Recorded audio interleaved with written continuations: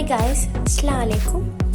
ഇന്ന് നമ്മളിവിടെ ഒരു വെറൈറ്റി ആയിട്ടുള്ള ഒരു ദോശയാണ് ഉണ്ടാക്കാൻ പോകുന്നത്. നമുക്കറിയാം, ഇപ്പോൾ ഓൺലൈൻ ക്ലാസ്സസൊക്കെ നടക്കുകയാണ്. കുഞ്ഞുങ്ങളൊക്കെ നമ്മുടെ കൂടെ വീട്ടിൽ തന്നെ ഉണ്ട്. ഒട്ടുമിക്ക കുട്ടികൾക്കും കഴിക്കാൻ പണിയായിട്ടുള്ളതും എന്നാൽ ഹൈ പ്രോട്ടീൻസും ന്യൂട്രിയൻസും ഒക്കെ അടങ്ങിയിട്ടുള്ള സാധനമാണ് ഈ ചെറുപയർ, കടല എന്നൊക്കെ പറയുന്നത്. പക്ഷേ കുട്ടികളെ കൊണ്ട് അതൊക്കെ കഴിപ്പിക്കാൻ ഭയങ്കര പണിയാണ്. അതുകൊണ്ട് തന്നെ അവർക്ക് ഇഷ്ടപ്പെടുന്ന രീതിയിൽ ഉണ്ടാക്കി കൊടുക്കാൻ പറ്റുന്ന ഒരു ദോശയാണിത്. അതിനായിട്ട് തലേന്ന് രാത്രി പുതിർത്തി വെച്ചിട്ടുള്ള കടല, ഉഴുന്ന്, ചെറുപയർ ആണ് ഇവിടെ എടുത്തിട്ടുള്ളത്. അത് നന്നായിട്ട് കഴുകി വെള്ളം ഊറ്റി വെച്ചതാണിത്. പിന്നെ ഇതിലേക്ക് ആവശ്യമായ ഇൻഗ്രീഡിയൻ്റ് എന്ന് പറയുന്നത് 2 പച്ചമുളക്, ഒരു ചെറിയ കഷ്ണം ഇഞ്ചി, പിന്നെ ഒരു ഉള്ളിയുടെ പകുതി, ഒരു സവാളയുടെ നേരെ പകുതി ഭാഗമാണ് ഇത് എടുത്തിട്ടുള്ളത്. നന്നായിട്ട് കട്ട് ചെയ്യണമെന്നില്ല, ഇതെല്ലാം മിക്സിയിൽ നന്നായിട്ട് അടിച്ചെടുക്കുന്നതാണ്. പിന്നെ വേണ്ടത് ആവശ്യത്തിന് ഉപ്പ്. ഇതെല്ലാം കൂടിയിട്ട് മിക്സിയുടെ ജാറിലിട്ട് നല്ലപോലെ അരച്ചിട്ടെടുക്കുക. ഇപ്പോൾ ഞാൻ എടുത്തിട്ടുള്ളത് 1 കപ്പ് ചെറുപയറും 1/2 കപ്പ് ഉഴുന്ന്, 1/2 കപ്പ് കടല, ആ രീതിയിലാണ് ഞാൻ എടുത്തിട്ടുള്ളത്. ഇതിൽ ഏറ്റവും കൂടുതലായിട്ടുണ്ടാകുന്നത് ചെറുപയറാണ്. ചെറുപയർ എത്രയാണോ എടുക്കുന്നത് അതിന് നേരെ പകുതിയായിട്ടായിരുന്നു ഉഴുന്നും കടലയും എടുക്കേണ്ടത്. അപ്പോൾ ആ കൂട്ടെല്ലാം ഞാനിവിടെ മിക്സിയുടെ ജാറിലിട്ടിട്ടുണ്ട്.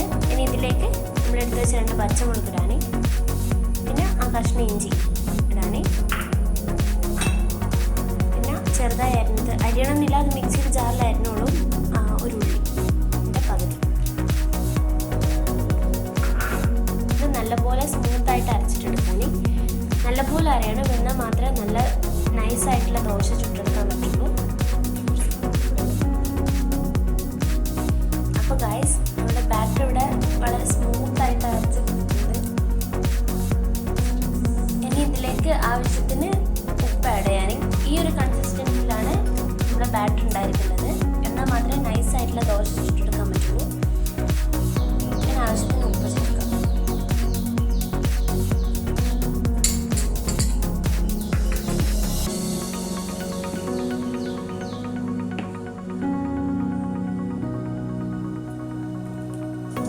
അടുത്തതായിട്ട് ഒരു ദോശക്കല്ല് അടുപ്പിൽ വെക്കുക. അത് നന്നായിട്ട് ചൂടായിട്ടുണ്ട്.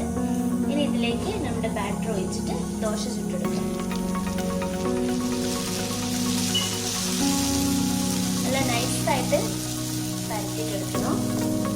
എന്നാലേ നല്ല തിന്നായിട്ടുള്ള ദോശ കിട്ടുള്ളൂ. അത് അടച്ചു വെക്കാം. അങ്ങനെ നമ്മുടെ ദോശ ഇവിടെ റെഡി ആയിട്ടുണ്ട്. അത് പ്ലേറ്റിലേക്ക് മാറ്റാം. വളരെ നൈസായിട്ടുള്ള ചെറുപയർ ദോശ ഇവിടെ റെഡി ആയിട്ടുണ്ട്. കുട്ടികൾക്കൊക്കെ ഒരുപാട് ഇഷ്ടമാവും. അതുപോലെ തന്നെ ചട്നി, തക്കാളി ചട്നി, തേങ്ങ